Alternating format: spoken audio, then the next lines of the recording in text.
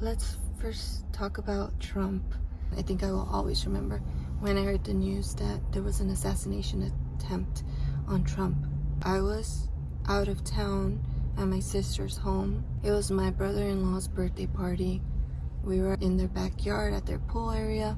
I was attending the children, watching them, and I heard my daughter. She said, "Oh, they're the men. They're talking about something. There's something about Trump. Something about the word assassination." Something like that, she said. And I'm like, oh yeah. I was just thinking like, oh yeah, don't listen to adult conversations. Like, I just kind of dismissed it. It wasn't until like my husband said, "Did you hear?" And then he's like there, and he told me, and I was just scared. My feelings were, first of all, my feeling was like, did he survive, right?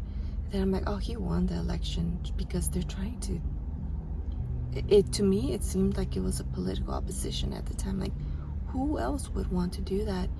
We don't have enough evidence to conclude that at the moment, but I just thought that, like, oh my gosh, that he just won the election. And then I just felt really scared for whatever reason. That made me feel so anxious. I just didn't look it up.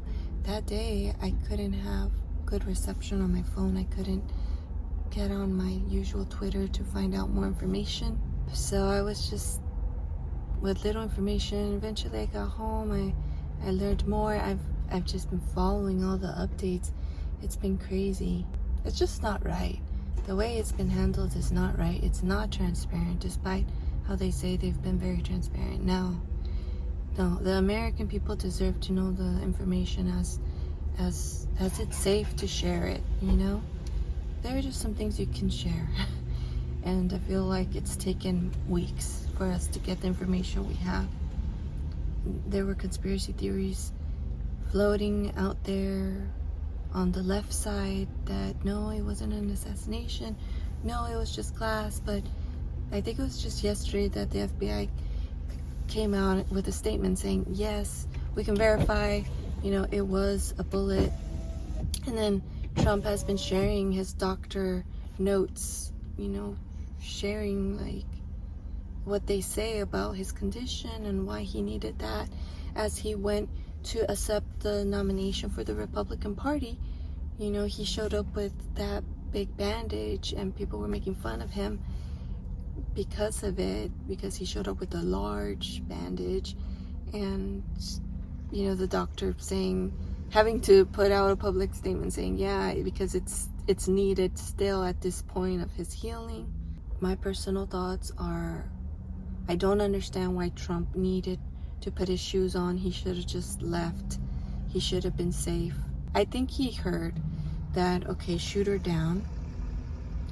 So I think he assumed, okay, it's safe for me to put on my shoes. And he put on his shoes, and he thought that was important.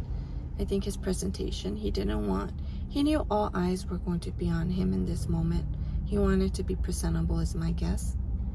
And despite him bleeding a lot, and he wanted to make a statement, and he addressed this in the Republican National Convention. Is that what it's called? I think I watched it for the first time as a Republican. I watched it. I heard him make his speech, and yeah, he discusses things that I didn't even think about. Like, he was seeing the crowd, and he says he thought the crowd they didn't move, they didn't stampede, they didn't run because they were concerned about him. They wanted to see if he was dead.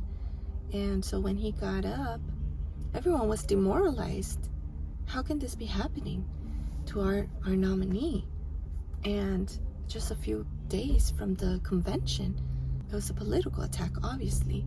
So he says he got up and he encouraged people, fight, fight, fight. Obviously, the other side took it the wrong way. And it's interesting to me that Kamala Harris has just recently put out an ad where she uses the same word, fight. And why would they come hard on Trump for using the same word? But when Kamala says it, it's like, of course we know what she means. So I'm just starting to see it's a game. It's a political game, and there's no point in getting angry or frustrated when you see the hypocrisy. You know that it's just what they have to say, it's just what they have to do to try to win. All of these things, Biden dropping out, he said, no, I will not unless God Almighty comes and talks to me. I'm not sure God Almighty came to talk to him. I think it was more like Schumer, Obama, someone like that. Convinced them, because later on his standards were starting to drop unless like my health wouldn't allow it, or unless someone convinced me that I was incapable of winning. So I think it was more that he got COVID. Not sure if that's true. He wasn't wearing a mask, and he was huge about wearing masks last time around when it was about COVID and stuff. He did a terrible performance on his debate. It was not good at all. I was so anxious for him. Every single time he opened his mouth, I felt nervous for him. Will he be able to answer the question? You know, I felt scared for him. Obviously, that's what caused even Democrats to rise up against him. He was saying he was not leaving. He was going to defeat Trump. And the next day, they issued a thing on Twitter saying that he was dropping out of the campaign. So all of that smells like a coup to me. Like the own Democrats said, no, Biden, you need to step down. We will praise your decision. All you have to do is step down. And so he did, and Kamala is running now. So crazy, right? It's been a crazy few weeks politically. To me, it's not entertaining. To me, it's like, it's just, I don't know. I didn't think it would be this crazy. I thought last election was crazy. This time around is crazy in its own way, and something tells me it's going to continue being unexpected. The thing that has comforted me this whole time about politics is that I think God humbled Trump and helped him to see, you can't even be in this race if not for my protection. If not for me helping you dodge that bullet, you wouldn't be here. I feel that God has humbled Trump, helped him realize that he's vulnerable.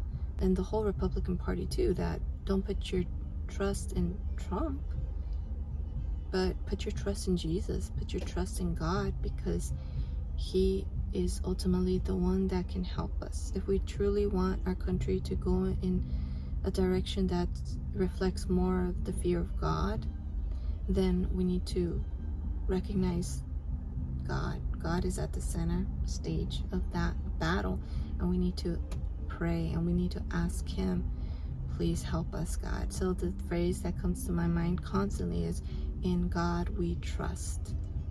And if we can go back to that, I mean, I would love that. Like if that could be the Republican Party theme, I would love that, because that's true. Our country needs to go back to trusting in God, in God for protection, in God for guidance. I mean, for everything.